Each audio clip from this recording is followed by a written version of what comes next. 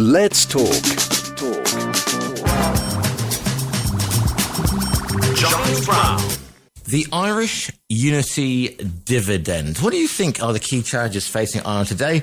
And how can unity address them? How might Irish unity impact your life or the lives of those around you? Those are just some of the questions that my next guest is striving to answer in his new book called The Irish Unity Dividend. Delighted to say that Ben Collins joins us live on the line now. Ben, good morning to you, sir.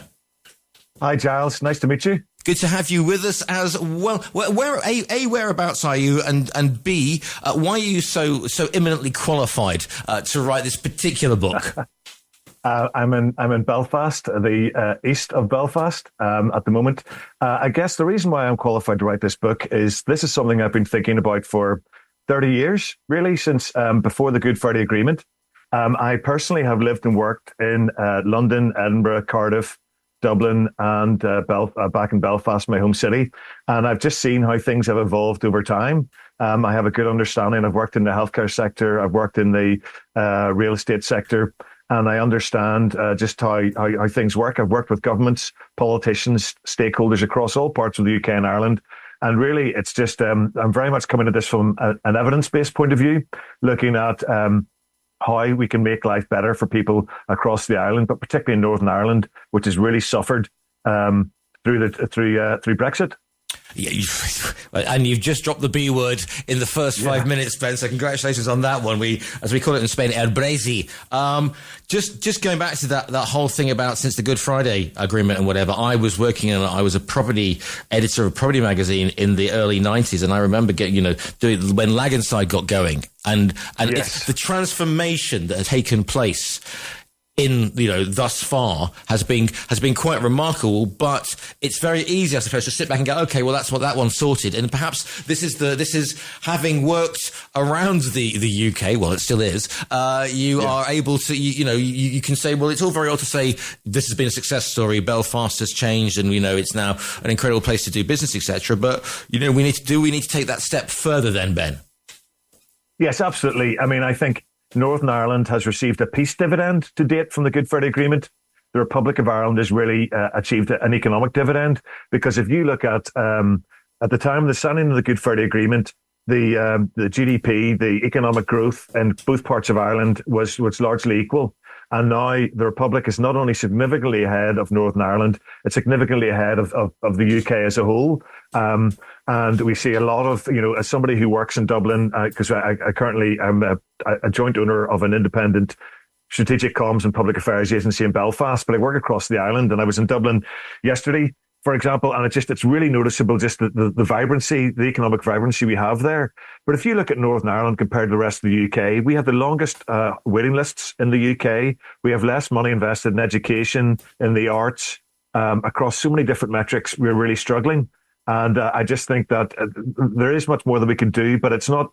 The Good Friday Agreement has been good, because prior to the Good Friday Agreement, I come from very much a British unionist background, but I was determined I wasn't going to be forced into United Ireland by violence or threats of violence. But really, it was the Good Friday Agreement changed that, and I could look at things differently. And I think it is the two aspects of this. It's about identity and it's about quality of life. And I think things are evolving in both ways. Because and Ben, please feel free to call me up on this one, because I'm going to tread very carefully now, because we, Ulster, Northern Ireland is a part of the United Kingdom. And however, in kind of the way that Gibraltar is kind of part of Britain as well, because it is, but it isn't. So if you were to take somebody from the mainland and drop them into Northern Ireland, it has always been treated quote unquote differently in its political structure with the parties there. And you mentioned that you come from a unionist background, and that is a whole other kettle of fish under sectarian lines. And I know the sectarianism in certain parts of the UK, i.e., my mother's from Glasgow, so I'm aware of that as well. But it has always been treated differently, and the political structure is different as well with Stormont, etc. So it really is time to have another hard look, Ben. Yeah, no, look, I think it is different. It's been different since partition in 1921. We had a Northern Ireland Parliament was set up then, and largely so many of the issues were just devolved to the Northern Ireland Parliament as it was then. But it wasn't a good place to be. Partition itself created two two states that had a majority religion. In Northern Ireland, it was Protestants. In the Republic of Ireland, it was Catholics. And it wasn't a good place to be because you want to have more an integrated approach and a more joined up approach of different religions living together. Now, the Republic has moved on an awful lot, and it is much more of a pluralist, outward looking, almost a post-nationalist society in many ways. Northern Ireland, we have seen, yes, absolutely, it's brilliant to have the peace that we have, but there's just so much more that we could do economically. And I mean, I'm not an economist, but I know that having two of something is less efficient and more expensive than having one of something. And that's why we need to go for an integrated approach. This is what I set out in my book. Yep. We need to go for an integrated approach to things like healthcare. We had the Northern Ireland chair of the British Medical Association 2 Saturdays ago. They had GPs had a conference where they said, we need to leave the NHS. It just isn't working.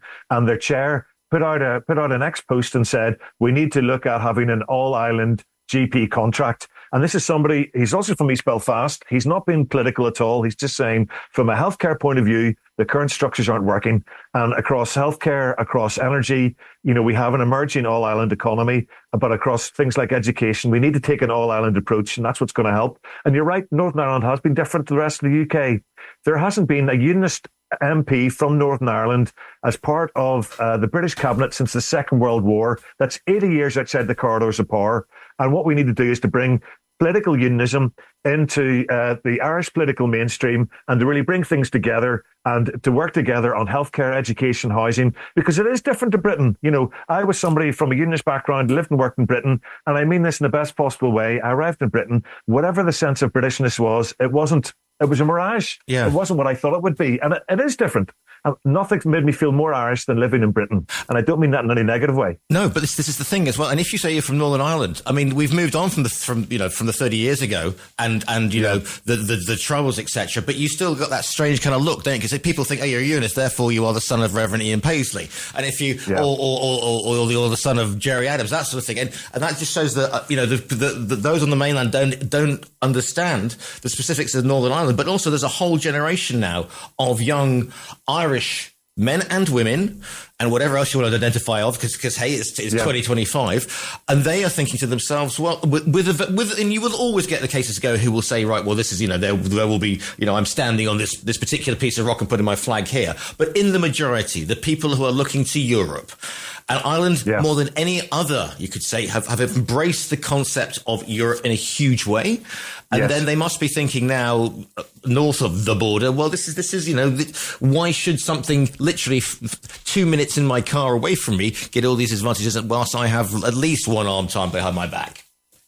Well, that's it. You look at inward investment. The Republic has done really well in terms of foreign direct investment, and one of the major factors of that is because of their corporation tax rate, which is now 15% for most companies. Northern Ireland, Belfast, which is only 100 miles north of Dublin, our corporation tax rate is 25%. So that's an immediate challenge. But also we have all the barriers to trade with the rest of the EU that you don't have in the Republic of Ireland. The Republic can be the gateway to Europe for US, Canadian investment in the way that Northern Ireland can't, because we don't have that unfettered access to the rest of the EU. Yes, the arrangements that Northern Ireland's got under the Windsor Framework are slightly better in terms of goods but it's very limited. It's nowhere near as good as having full EU membership. And you're right about the sense of Irishness. We have, in terms of the voting base, about 40% vote for unionists, 40% vote for nationalists, and 20% in the middle who are non-aligned. But those people are increasingly, they are pro-European by large. And as you said, the majority of people in Northern Ireland voted to remain part of the EU. And that's one of the key things. We know the European Council agreed back in 2017 that if Northern Ireland votes to join the rest of Ireland, we will automatically be part of the EU. There's no qualification process. We will be part of the EU immediately after we vote for unity. And that would send a shockwave that, whether you liked it or lumped it, would bring a united Ireland closer together, because, apart from all my Scottish family going, right, we're going to have another crack at this. But you see what I'm saying here? Because we could say that we are, the island is making those moves, a young, tech savvy nation who are doing because the way that the Republic has come on from something that was mired back in pretty much the 19th century with the political and the church state that was going on at the time, has suddenly come on and embraced their young people, embraced the potential that they have, and so obviously this is going to look much more attractive to somebody thinking of themselves as a young European.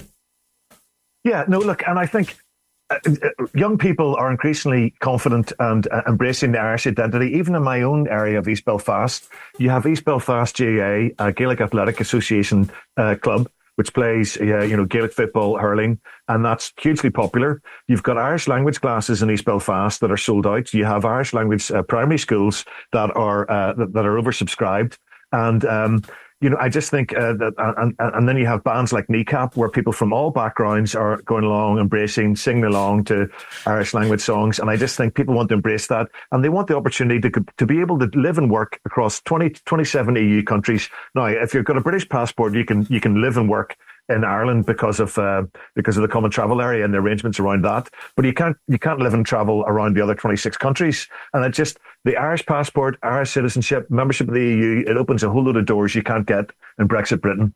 So what are the sort of the nuts and bolts then of it? Where are you looking, Ben, to begin this? I mean, obviously this is all sort of like blue sky thinking or whatever, and the key thing is the key thing is you need to have a plan, and we need to prepare in advance. There are lots of academics and lots of think tanks that are doing work in this and looking at different options about how would an all-Ireland healthcare system work, how can we improve the all-Ireland economy and all that sort of stuff. But really, the Irish government has to take the lead on this. In the same way, after Brexit, they set up a whole series of sector forums and engaged with people across the island of Ireland. They need to be doing that now because we want to avoid the chaos of Brexit. We've seen what that was like. People voted for things without having a clear idea beforehand. I have family members and friends, close friends, who voted for Brexit. And here we are nearly a decade later. And you put three Brexit voters in the room together, they'll tell you three completely contradictory reasons why they voted for it. And we don't want that to happen. And I know that there are deep concerns. There's fear amongst people, my unionist brothers and sisters, about this. The best way that we can address those fears is to sit down and say, right, this is what Irish unity is going to mean for healthcare. This is what it's going to mean for education. This is what it's going to mean for housing, because there are huge issues we have to face across all of these areas. And the best way we can do that is by adopting an all-Ireland approach. And I think it's also about, we've got to put a package of proposals together for the Protestant Unionist Loyalist community and say, this is how your rights are going to be safeguarded. The Good Friday Agreement will continue after unity. The European Convention on Human Rights, despite what Nigel Farage is saying in Westminster, that is tied up with the Good Friday Agreement, and that will continue in United Ireland. Those are two things that are going to provide a framework for safeguards for our unionist friends. Do you think? There's two things on this one. Do you think that Dublin surely Dublin has the nuance to understand this, because this has been going on for over 100, 200 years since we had somebody had RMs, for goodness sake. So therefore, the modern political situation in Dublin is able to understand the nuances of Northern Ireland, perhaps in a way that, again, 50 years ago it wouldn't have been able to. Yeah, I think so. I think there is a good understanding, and I think it's about there's an appreciation. The current Irish government has set up in 2020 what was called the Shared Ireland Fund, and so they have already invested €1 billion in cross-border infrastructure, and they've promised to invest another €1 billion in this current mandate. And that's really helpful. That helps a lot. And I think it's about putting it in practical terms. We know that there are emotional issues, but really it's about increasing the resilience of the island. If you look at issues like healthcare, we had the COVID-19 pandemic where we were taking completely contradictory approaches on a small island at different times, where the Irish government was locking down. The Northern Ireland executive couldn't lock down because Boris Johnson wanted to open up and we didn't have the funds. So it's things like that. We know that because of the climate change, there are increasing possibilities of pandemics, and therefore we wanted to be able to take an all-island approach in healthcare and protect the most vulnerable. And the best way we can do that is taking that all-island approach. We know that the Irish economy in Dublin in particular is overheating. We have additional capacity in Northern Ireland. A lot of highly skilled, educated people like me who went across to Britain, but in future in United Ireland, they'll be able to grow their future and their economy on the island of Ireland. So it's going to benefit every part of Ireland and make it better. And presumably this is too, I mean, I'm just thinking off the top of my head here, fisheries, agriculture, as a United Ireland policy, this would be a stronger situation here. Yeah, absolutely. Because you look at Northern Ireland currently, things like the seabed, a lot of land, that's all currently owned by the Crown Estate. That will all transfer to the new United Ireland state. And there's huge investment that we can get in there. We know that Ireland, the Republic, does very well in terms of data centres. About 24% of the electricity is currently used in data centres, but there's a huge potential in terms of offshore wind development, which we haven't realised at all in Northern Ireland's territorial waters. But we can really take a really resilient all-island approach in terms of electricity, in terms of how we deliver social and affordable housing. I worked in the housing association sector for 5 years as a chief executive for the Housing Federation in Northern Ireland, and we can deliver that better on an all-island basis using modern methods of construction by strategically delivering it across the island, using unneeded public sector buildings and land that already has the water and wastewater infrastructure in place, and we can deliver the housing that's needed for people. So again, we don't have young people leaving the island against their desires. And presumably, you need to get this going within the next couple of years, because if you're looking at the polls, there you go. There's Ben straight with an answer. Because if you're looking at the polls in the UK at the moment, and we know that referendum are a bad idea. Trust me. And certain of us weren't able to vote because we'd lived overseas for 15 years, which is a bugbear that we will never forgive the British government for. But if the election were held tomorrow and Nigel Farage and Reform UK took over in Westminster, their view of Ireland full stop, one might argue, is harking back to the 18th century. Yeah, I mean, he's not a friend of Ireland. He's not a friend of the EU, and he's not a unionist. He doesn't care about Northern Ireland. He has said that he expects there to be United Ireland in the future. And this is another reason why they need to prepare. We do not have the time for procrastination. We need to start preparation, because he could come in and in the first 6 months say, you know what, I'm going to give you a border pool, and whether we vote for a United Ireland or against it, it'll cause chaos. It'll cause chaos for the island of Ireland. It'll cause chaos for Europe. Because what we've got to remember is the EU is the best peace project that the continent of Europe has ever seen, and it's brilliant. And they played a key role in the Good Friday Agreement. And I did not want my European citizenship being stripped away by him. And he, like his friend Trump in America, is very keen on trying to unpick the EU, because that is the best way for both peace and security across the continent of Europe. And that's why we need to prepare now, so that if he does call a border poll at short notice, we're ready for it. I hadn't thought about that, but absolutely, Ben. Thank you for that. So, what's the first steps then, Ben? This is a call, not so much of a call to arms, but a call to get the wheels moving, to make people aware that it's not just about a thing about where you see yourself and whether you see yourself as Irish or whatever. This is the benefits will far outweigh what could be seen as something being held back.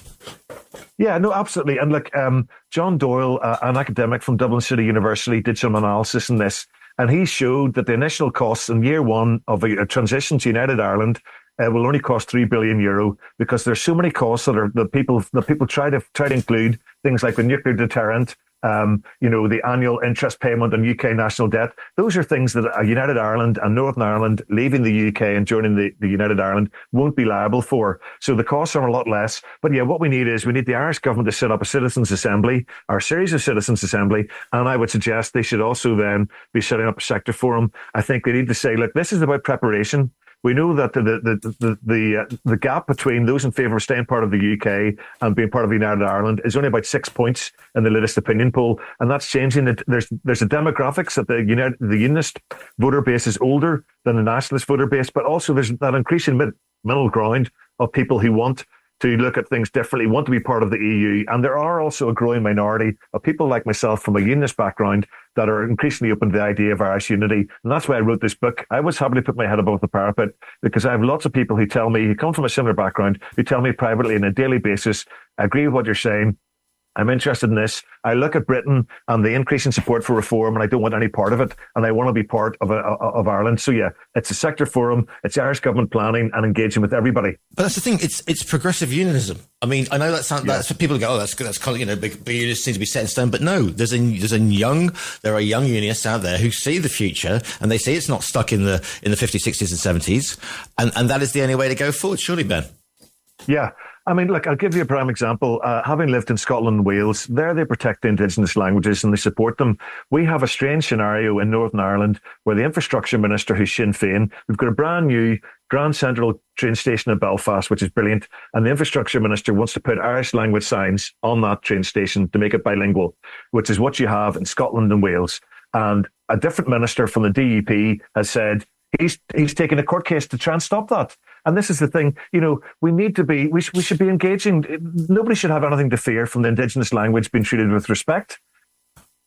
Absolutely. One of the, just on language, one of the unexpected Brexit benefits, Ben, I'm not sure you this because, I have goddaughters, and they go off their Spanish and they go off the Spanish schools and traditionally they used to go to the UK, go to London or go to somewhere like Brighton for a week intensive English. Okay.